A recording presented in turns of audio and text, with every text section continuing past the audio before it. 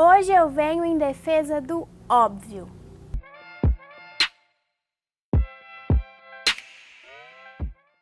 Olá, eu sou a Tami do Literatami e este é mais um vídeo sobre um livro e um filme. Eu vou começar pedindo para você já curtir aí embaixo caso você goste desse tipo de conteúdo, porque o YouTube não tem sido muito generoso comigo ultimamente, então quando vocês curtem, compartilham, comentam, isso ajuda o canal a crescer. O livro tema de hoje é o livro Imunidade, escrito pela Eula Biss. Eu não estou com ele aqui porque eu li em formato digital. Foi disponibilizado pela editora Todavia gratuitamente no início da pandemia, porque essa questão da imunidade é um tema que está bastante em voga agora, né? A Eula Biss começa, então, essa narrativa a partir de uma investigação que ela começou a fazer quando ela descobriu que ela seria mãe. Ela ficou bastante interessada em formas de se imunizar, de imunizar o seu filho a doenças, a pesquisar mais sobre vacinas. E nisso ela constrói, então, uma espécie de ensaio sobre a história da imunidade, que é, na verdade, uma narrativa muito íntima, pautada por várias referências que ela tem, referências pessoais, referências a nível social também, que ela foi angariando com o passar do tempo. Então esse livro não é tão científico quanto ele possa parecer, e isso é a parte mais legal dele, justamente por conta dessa abordagem mais intimista e dessa presença de várias referências. Uma das referências que ela faz, uma das referências literárias que ela faz, que são várias até, é a referência ao Drácula. Ela vai comparar a nossa recepção dos vírus, o modo com que a humanidade foi lidando com os vírus, como se o vírus fosse uma espécie de vampiro, do mesmo modo que as pessoas foram recebendo a figura do Drácula, essa coisa que não é viva nem é morta, mas que se alimenta do corpo humano. E nisso, então, ela vai mostrando como a gente pode entender muito da história da humanidade como um todo a partir dos seus vampiros. Então, quando a gente fala sobre imunidade, é impossível não falar sobre vacinas, e então ela vai passando por esse estudo, por essa pesquisa acerca da história da vacinação também, mostrando como o movimento anti-vacina hoje tem crescido bastante, inclusive lá nos Estados Unidos, mas não só, né? Aqui também a gente vê esse tipo de movimento se erguendo. E o mais interessante é que a Eula Biss, ela é muito honesta, ela é muito sincera nesse livro. Então ela fala pra gente que até ela também já pensou se ela vacinaria o filho dela ou não, ela nunca teve a vacinação como uma certeza absoluta. E isso foi muito importante para que ela começasse esse processo de saber mais sobre a vacinação, de saber mais sobre a imunidade. Uma outra coisa que eu gosto muito desse livro é a consciência de classe que a Eula Biss impõe no seu discurso, porque quando ela vai fazendo essas pesquisas, ela acaba descobrindo que a maioria das pessoas não vacinadas nos Estados Unidos faz parte de uma classe média alta. Em contraponto a isso, a maior parte das pessoas afetadas por doenças para as quais já existe vacina são pessoas de classe mais baixa. Então, esse é um tipo de... Essa descoberta vai gerando nela essa consciência, ela vai dividindo com a gente essa consciência que ela tem da vacinação também em termos econômicos, da imunidade como um privilégio que existe em termos econômicos. E uma das conclusões mais interessantes a que ela chega é que a vacina, por mais que ela seja um produto do capital, ela pode ser utilizada para fins contrários às pressões do capital, na medida em que os seus benefícios, o benefício da vacinação, é dividido, é compartilhado por toda a população, por toda a comunidade. Então, esse é um raciocínio muito bacana que perpassa todo o livro, esse senso de comunidade.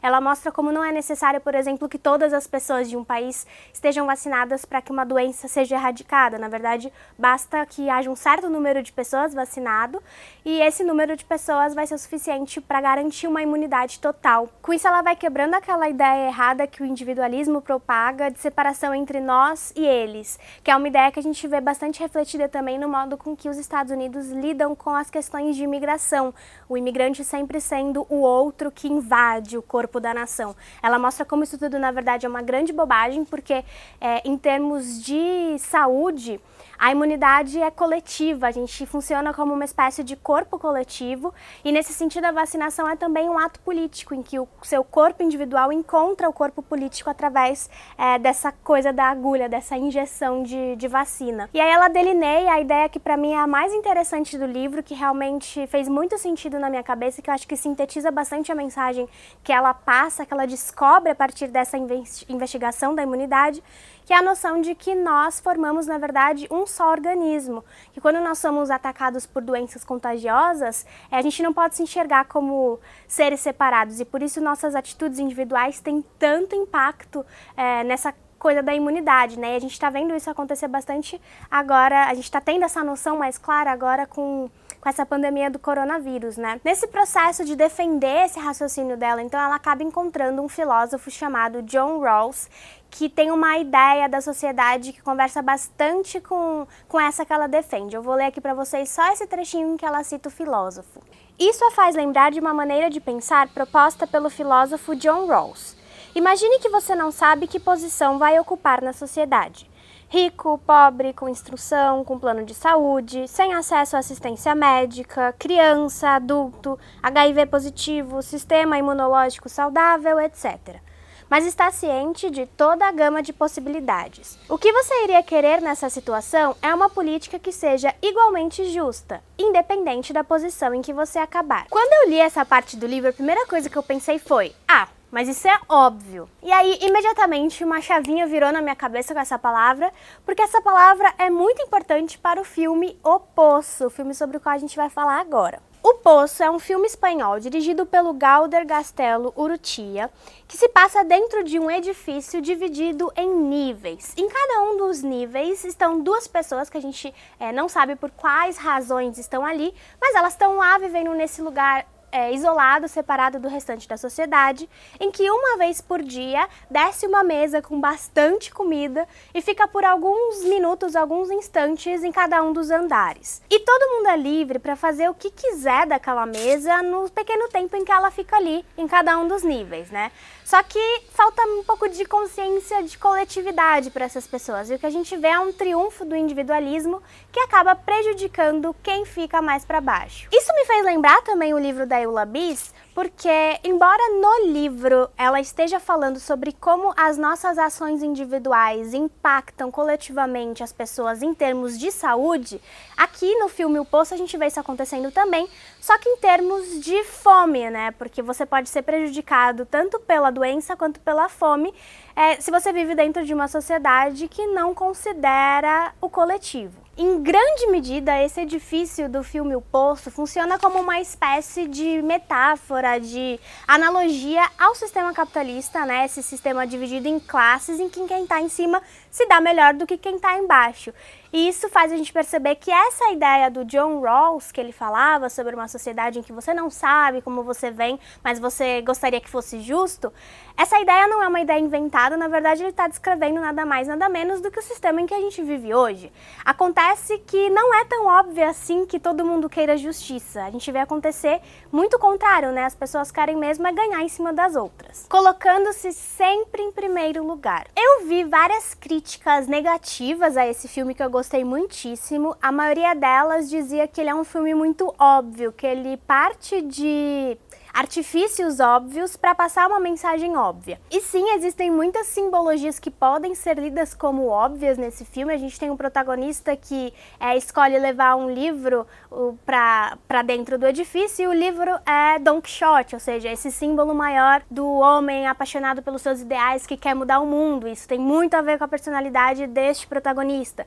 A gente tem esse edifício que, como eu falei, é uma espécie de micro-universo que reproduz a lógica da nossa vida aqui fora. Tudo isso pode ser lido como óbvio, mas o mais legal desse filme é que ele já sabia disso. O diretor já devia imaginar que essa seria uma crítica, e aí ele coloca essa palavra óbvio na boca de um personagem específico para ser repetida várias vezes em várias situações diferentes, meio que já tirando um sarro dessa crítica que ele já percebia que viria mesmo. Então, esse personagem que toma o óbvio para si e brinca com o conceito do óbvio mostra que quando a gente está falando em coletividade, o óbvio nunca é unânime. O que é óbvio para você pode não ser óbvio para mim, e vice-versa.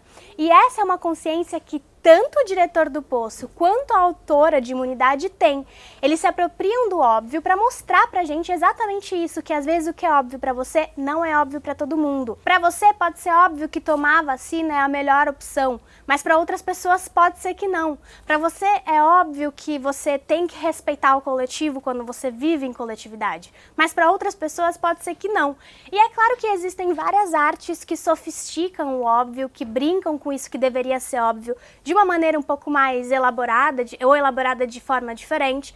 Eu também gosto bastante dessa abordagem. Eu penso assim, pensando em filmes agora, acho que eu posso citar o Bacurau, que é um filme brasileiro, e também o Parasita, que levou agora o Oscar de melhor filme estrangeiro, que são filmes que passam essa mensagem que deveria ser óbvia de uma forma mais sofisticada. Só que às vezes esses filmes não chegam da forma como deveriam chegar para todas as pessoas. E são dois filmes que eu gosto muito, aliás, mas ainda bem que a gente pode gostar de várias coisas, né? E por isso eu vim aqui hoje em defesa do óbvio, ou melhor, em defesa de narrativas que tratam o óbvio dessa forma, mostrando que o óbvio, na verdade, é uma construção, que ele não vem assim de uma hora para outra para todo mundo, e que o que é óbvio para um pode não ser óbvio para outro. Por isso é tão importante falar sobre isso, mostrar como esses pensamentos se elaboram e se sustentam. Então por isso que eu vim aqui hoje indicar para vocês este livro e este filme. Se você já assistiu ou já leu, deixa aí nos comentários a indicação de algum outro que você conheça que também trate do óbvio dessa forma. Inscreva-se no canal se você for novo por aqui e acompanhe o Literatame nas outras redes sociais. Muito obrigada e eu vejo vocês no próximo vídeo. Tchau, tchau!